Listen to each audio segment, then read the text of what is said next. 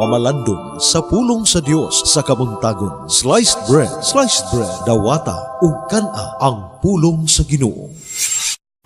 Maayong buntag sa tanan og niining adlaw atong gamiton diha sa atong pagpamalandong. Kutloon ta ang pagpamalandong nga atong himuon karong adlaw gikan sa Ebanghelyo ni San Mateo uluhan 9 tudling 35 ngadto sa uluhan 10 mga tudling 1:6 ngadto sa 8. Og dinhi makita nato si Jesus nagapadayon sa iyang panaw, sa iyang pagministro ngadto sa mga katawhan diha sa lugar diin siya nakig-uban sa mga tao, no? Sa Galilea. Giduaw ni Jesus ang tanang kalungsuran o kabaryuhan. Sa ato pa ang iyang panaw taas-taas na, dili lamang panaw pipila ka distansya kung dili karon iyang bisita ang tanang kalungsuran o kabaryuhan. Pila ka mga lungsod, pila ka mga baryo, wa may numero nga gihatag dinhi apan daghan-daghan nagyud kining iyang gisuruyan,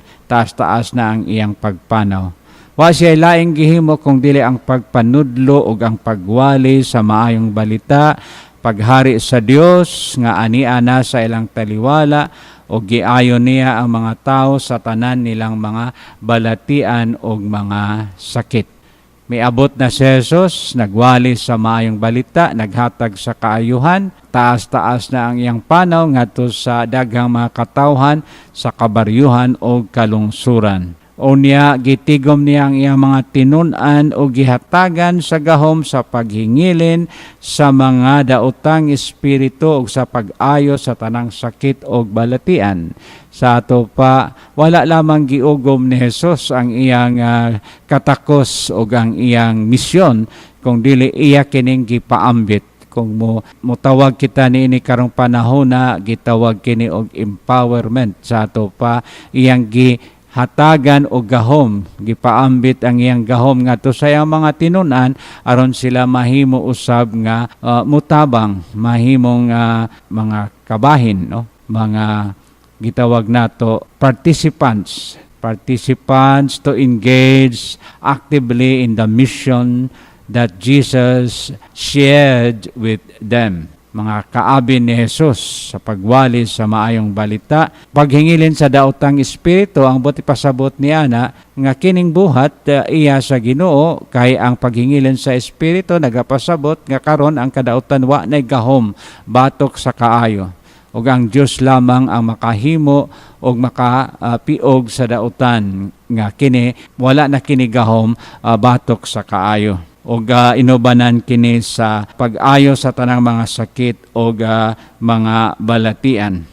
Sa katapusan ni ingon si Jesus, lakaw kamo isangyaw nga hapit na maghari ang Dios. Abuga ang tanang mga yawa, nakadawat kamo nga walay bayad, panghatag kamo sa walay pagpangayog bayad. Sa ato pa, ang buhat ni Jesus, buhat sa katarong, buhat sa kaayo, o kini gasa gikan sa Dios, gasa gikan sa kasing-kasing, dili mapalit o dili mabayran. Unta kini ang batuna nato sa kanunay nga ang atong paghatag o ang atong pag-uban, pagtampo diha sa pagpangalagad sa ngalan sa Ginoo, dili nato himuon nga usa ka komersyo o negosyo o kita maghuna-huna lamang unsay atong makuha, unsay atong madawat.